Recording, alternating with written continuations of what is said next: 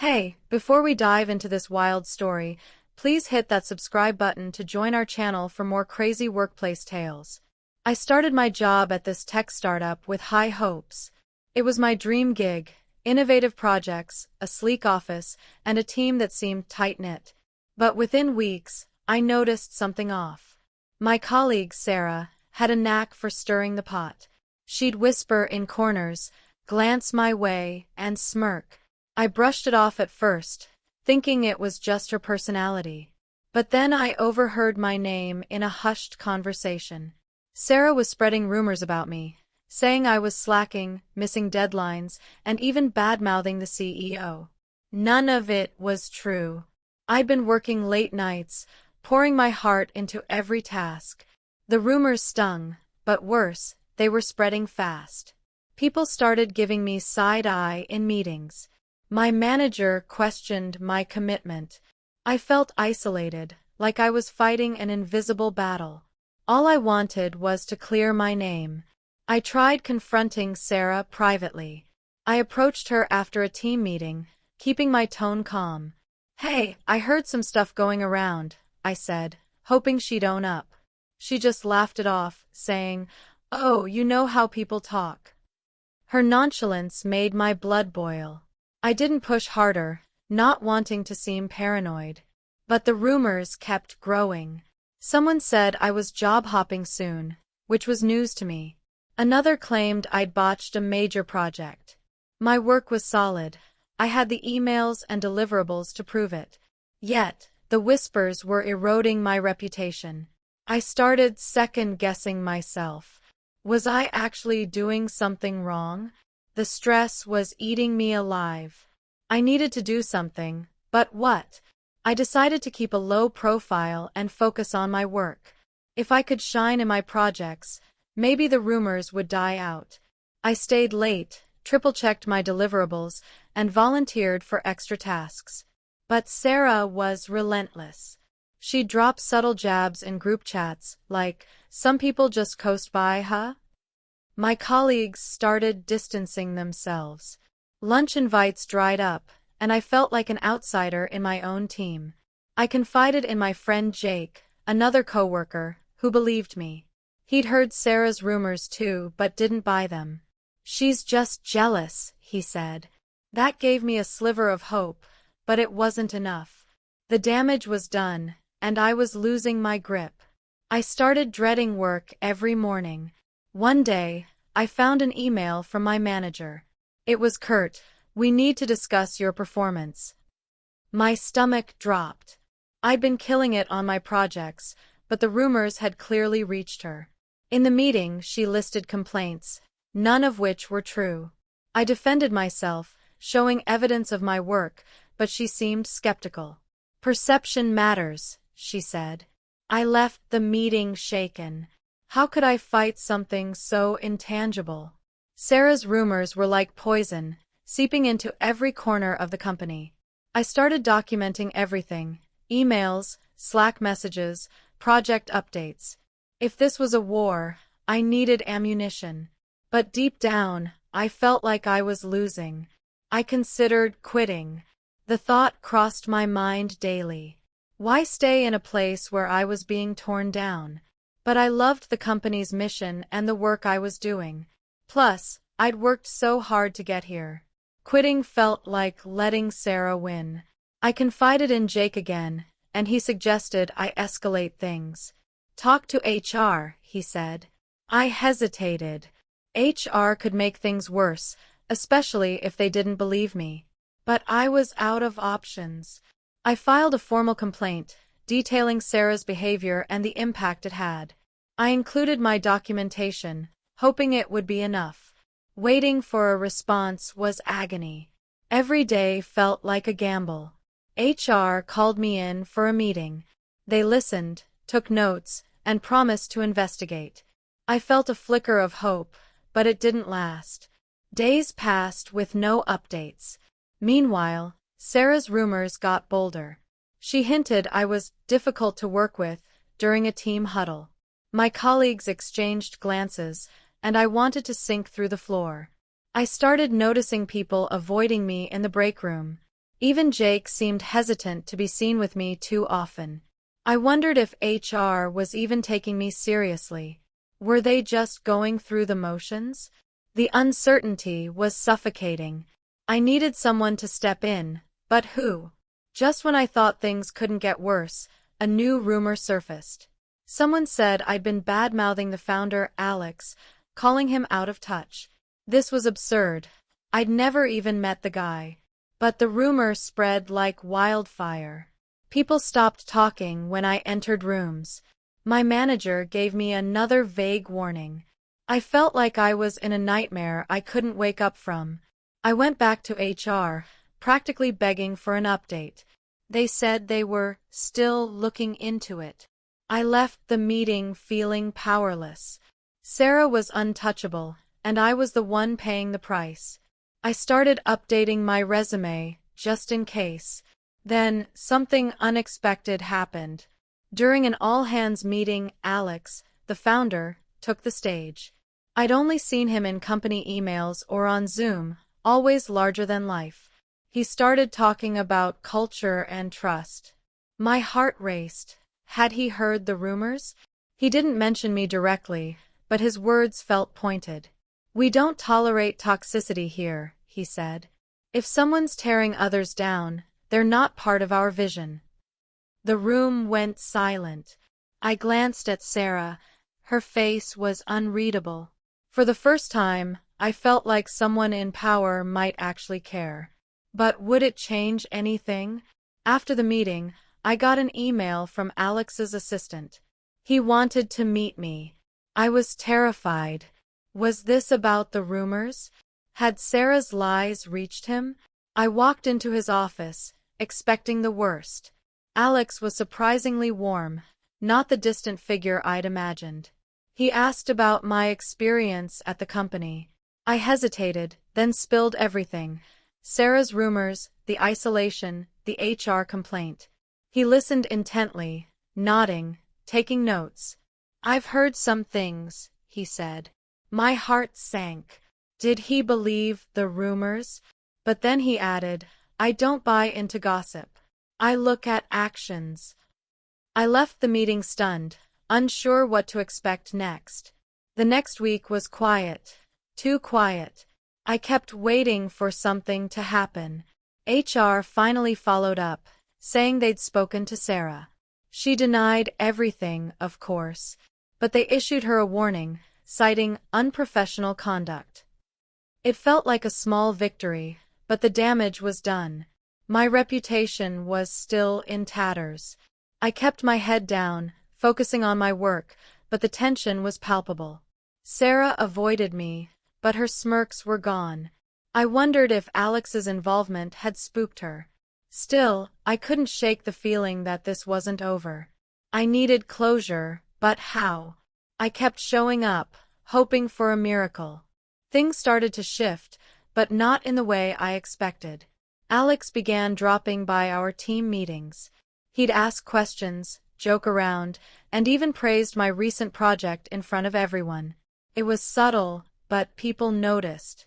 The side eyes lessened, and a few colleagues started chatting with me again.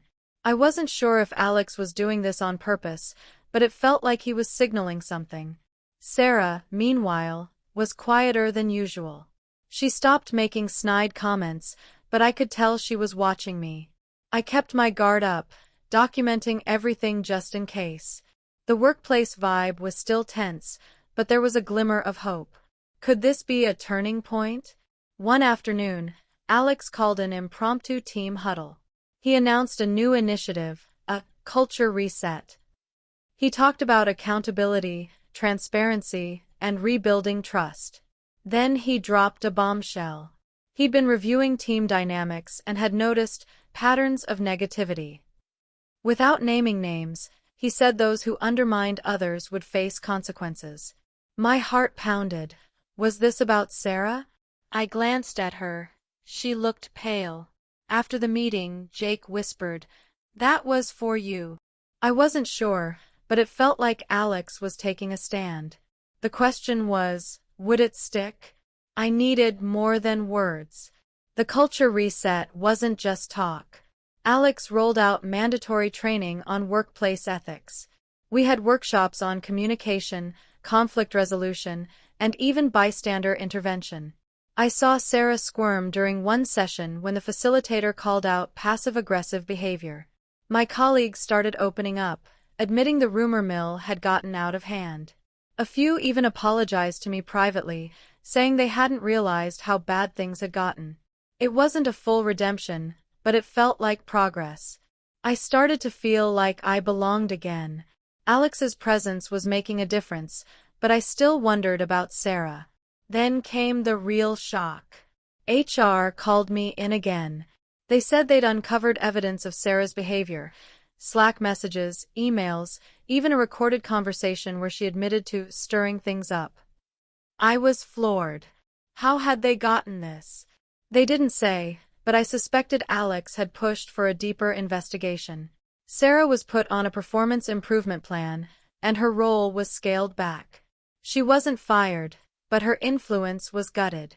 People stopped listening to her. I felt a weight lift off my shoulders. For the first time in months, I could breathe. But I wasn't ready to celebrate yet. I started noticing changes in how people treated me. My manager apologized for doubting me, citing misinformation. Colleagues invited me to lunch again. Even the office chatter felt lighter. Alex kept showing up, checking in on projects, and giving me small nods of encouragement. I realized he'd been quietly rooting for me. His actions, public praise, the culture reset, pushing HR, had shifted the tide. Sarah's rumors were losing their grip, and my work was finally speaking for itself. I felt like I was reclaiming my place, but I couldn't help wondering, why had Alex cared so much? I got my answer during a one-on-one with Alex. He called me into his office again, this time to discuss a new project. Before we dove in, he brought up the rumors. "I've been in your shoes," he said. "Early in my career, someone tried to sabotage me with lies. I promised myself I'd never let that happen in my company." His words hit me hard. He wasn't just a founder. He was human, with his own scars. He'd seen through Sarah's games because he knew what to look for. I thanked him, almost tearing up. It was the validation I'd been craving. With Sarah's influence diminished, I threw myself back into my work. I took on bigger projects, collaborated more, and even pitched a new idea in a team meeting. People listened. My confidence was creeping back. The culture reset was working. People were more open, less cliquey. Sarah kept her distance, focusing on her own tasks. I heard she was looking for other jobs, but I didn't care. I was done letting her define my experience. Alex's intervention had given me a second chance, and I wasn't going to waste it. I started to love my job again. A few weeks later, Alex announced a company-wide award for Unsung Heroes. To my shock, I was one of the recipients. He highlighted my resilience and contributions, saying I'd risen above challenges. The applause from my team felt surreal. Sarah wasn't in the room. She'd called in sick. I didn't care. This moment was mine. After the ceremony, colleagues congratulated me, some admitting they'd been wrong to believe the rumors. I felt like I'd won a battle I hadn't even known I was fighting. Alex's belief in me had changed everything. I was no longer the outcast. Looking back, I realized how close I'd come to giving up. Sarah's rumors had nearly broken me, but Alex's unexpected intervention saved my career. He didn't just stop the rumors, he reshaped the entire company culture. I learned later that he'd personally reviewed HR's investigation, ensuring they dug deeper. His hands-on approach wasn't typical for a founder, but it made all the difference. I started to see him as a mentor, not just a boss. My colleagues were more collaborative now, and the office felt like a team again. I was proud to be part of it. I still think about what happened, especially on tough days. Sarah's gone now. She left for another job, quietly. I don't hold a grudge, I just feel relieved. The experience taught me to stand up for myself, to document everything, and to trust that the truth can win out. Alex's actions showed me what real leadership looks like. I'm still at the company, thriving in ways I never imagined. I've taken on leadership roles, mentored new hires, and even started a workplace book club. The rumors are a distant memory, but the lessons stick with me. I'm stronger for it. The company's culture continued to evolve. Alex made it a point to check in with employees regularly, not just the higher-ups. He introduced anonymous feedback channels, ensuring no one felt silenced. It wasn't perfect, but it was progress. I felt safe sharing ideas now, knowing my voice mattered. My projects were getting noticed, and I was even tapped for a promotion. The idea of leading a team used to scare me, but now I was ready. I owed a lot of that confidence to Alex's support. He'd seen something in me when I couldn't see it myself.